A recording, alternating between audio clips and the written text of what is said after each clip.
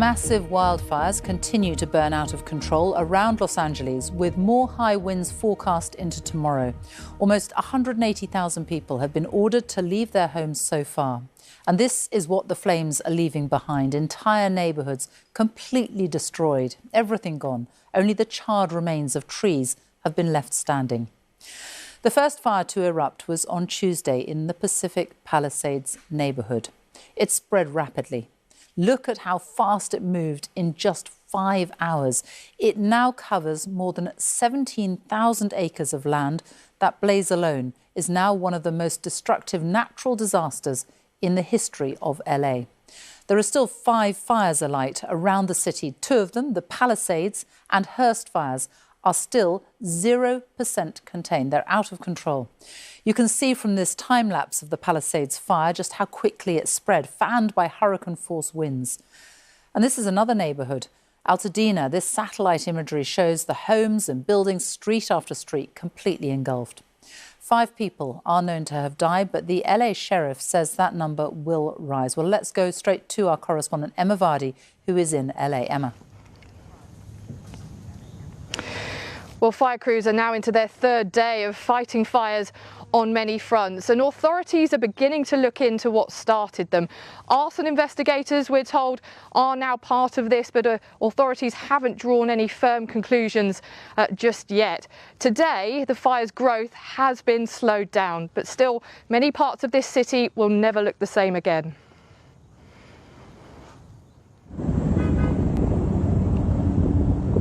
Still they burn. The most catastrophic fires Los Angeles has ever seen. Overnight, the Hollywood Hills resembling a disaster movie, a huge crescent of flame engulfing an iconic community of California. More than 130,000 people have been told to evacuate their homes. Here, just one of many properties engulfed, turned to a shell.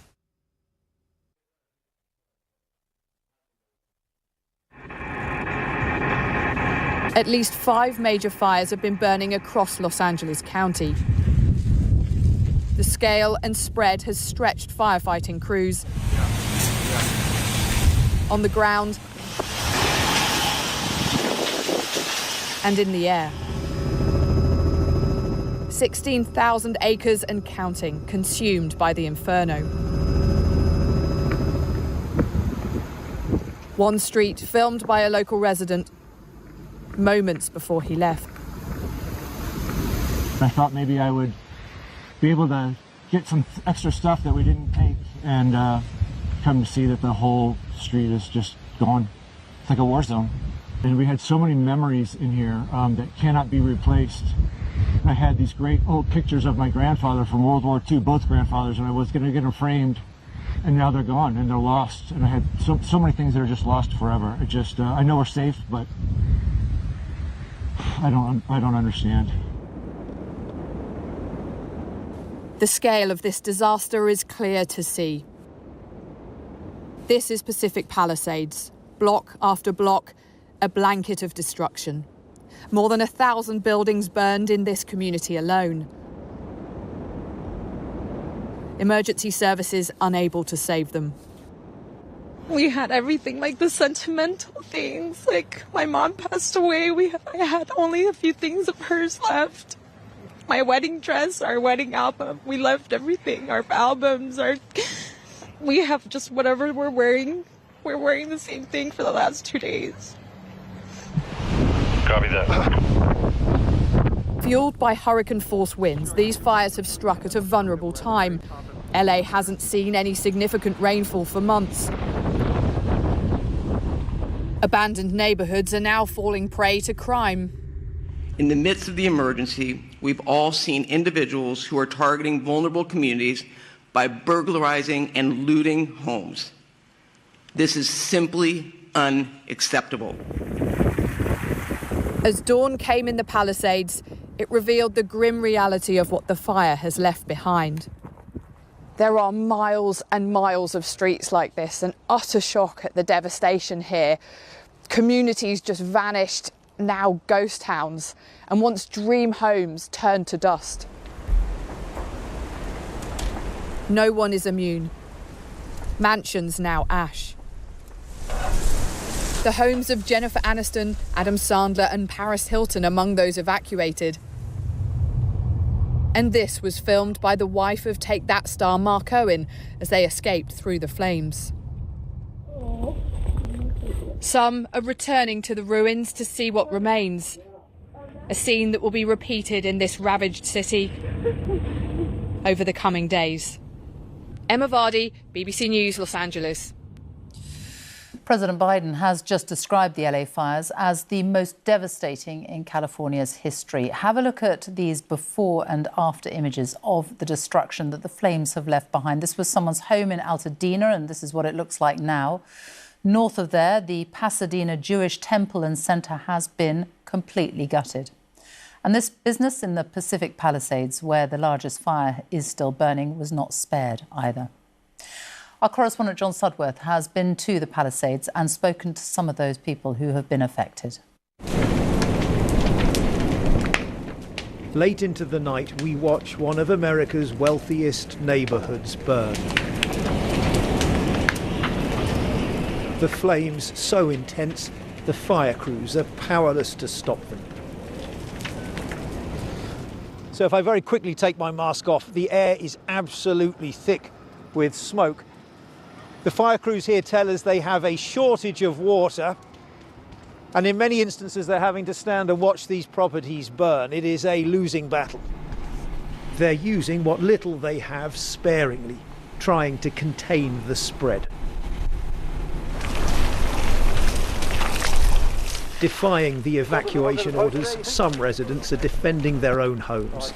With all the surrounding properties burning, I helped Tony and his neighbours scooping water out of the swimming pool and dousing the flames at their boundary. Since 1993, I've seen a couple of fires, but nothing like this. I wouldn't see this in my nightmare. I never thought it would come through here. David was hoping his home might have survived. But the whole neighbourhood has gone.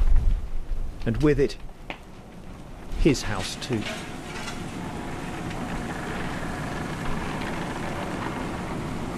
I would have thought I'd be seeing more planes flying over with water. I mean, there appears to be just 2. I mean, in California, are there not like 20 or 30 of them that they could have got you already?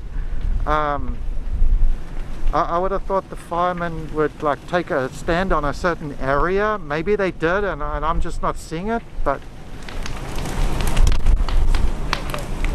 Wealth and privilege are no protection from this disaster, with the ordinary human defences rendered futile in the face of its devastating force. John Sudworth, BBC News, Pacific Palisades. Well, almost 180,000 people have been told to evacuate. A further 200,000 LA residents are under evacuation warnings, which means they may have to flee at a moment's notice. What happens to all those people who have lost their homes, lost everything? Where do they go? Well, many of them have made their way to evacuation centres like this one in Pasadena. John Sudworth is at another centre in Westwood near Beverly Hills. He joins us now. John. Well, Sophie, this particular evacuation centre has taken more than 200 people sleeping in this building here last night, catering provided by the Salvation Army.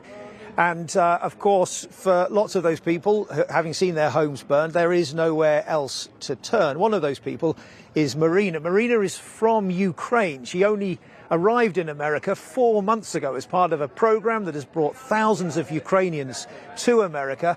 Marina, tell me what happened to you yesterday. Well, it was a windy morning. I left from my home to the work, and I saw the little smoke near my hood, but I don't think that it was something will be big. So when I trying to came home after 5 hours, I saw that the road were closed and too many fire departments and police's car, and I started to worry. And then I just came back to Santa Monica Pier just to watch what happened there, because everything were in smoke, and I saw the fire flames, and they were so big.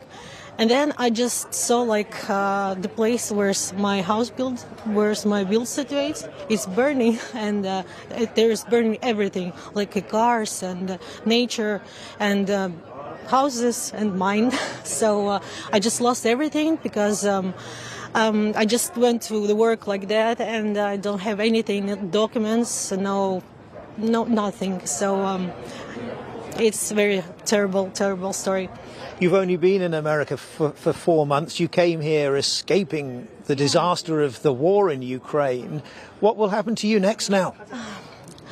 Actually, I don't know, but the only way can I say that I will not give up. So I just try to move on and start my life again. That's it. Marina, thank you for talking to us. We wish you all the best in these very difficult circumstances. Sophie, we've seen all day today volunteers turning up here, bringing food and supplies. With a disaster like this, of course, everybody in this city knows somebody who's been affected. John, thank you. Well, there have been some incredible stories of rescues and bravery as people fled their homes, and many neighbourhoods now look like this, completely deserted for block after block, houses completely destroyed. Many of the people who have escaped have been talking about the speed with which the fires have been spreading, including Aaron Sampson, who helped his father-in-law get out. Here is their story. We've just been evacuated. We've just been evacuated from this Good Samaritan's car. You got it, Dad. We're having to walk. This is crazy. There's a fire right outside our car. We got it. No, not that way, Dad. My father-in-law has Parkinson's. He can barely move. This was a heroic effort on his part. It's very wobbly. Here, let me try to get you home. Which way do I go? This way, Dad, to the sidewalk. Let me guess. I went outside. I saw smoke and fire near my father-in-law's house and realized we need to go. The problem is we didn't have a car. By circumstance, we had no car in the house. I ran up and down the street where he was, Glen Haven, finally found a neighbor who was willing to swing by and pick us up. Most people had already gone at that point. And at that point, I grabbed his medicine. That's the only thing I could think to grab. Turn around, Dad. We got this. And at that point, we jumped in his car. This guy, Jeff, neighbor we'd never met before, but, salt of the earth, saved our lives. As we're driving down, there's fires on both sides of the car. We're driving. We're suddenly seeing fires. You could feel the heat. And then the fires were getting closer and closer. And at that point, just being stuck there, surrounded by fire, the policemen started running up the street, "Get out of the car, get out of the car," and started screaming. You don't really realize how serious it is. You don't think this is a life-threatening situation. Aaron Sampson's story there, escaping with his father. In the last few moments, President Biden has been speaking about the fires. This is what he's had to say. To the firefighters and first responders, you really are, it's not hyperbole, you're heroes. You're genuinely heroes. And the worst, this is the most widespread, devastating fire in California's history. It's amazing. Let's join Emma Vardy, who is in Pacific Palisades. And Emma, the president there speaking about the worst fires in California's history. The fires are still burning, but thoughts are also turning to what happens now. How do you start rebuilding any of this? People are gradually returning to scenes like this where there is absolutely nothing for them left. We've been witnessing the wreckage all around us. There's the melted metal of burnt cars, just pieces of people's possessions that you can make out on the floor. And then every now and again, a house has been spared the flames, as miraculously is still standing. But in abandoned neighbourhoods like this, looting has now become an issue. Police say they've made 20 arrests for looting. They've stepped up patrols. They're warning people coming back into these areas that they will clamp down on looting very seriously. Now, there have been reported 5 deaths so far in these fires, but we know that investigators are currently examining other human remains that have been found in burnt out properties, so that number may well rise. And of course, while this is all still going on the ground, the questions for political leaders have begun. Questions over cuts to fire budgets, over whether California was prepared enough for a natural disaster like this, because it's clear that the road to recovery for LA is going to be a very long one.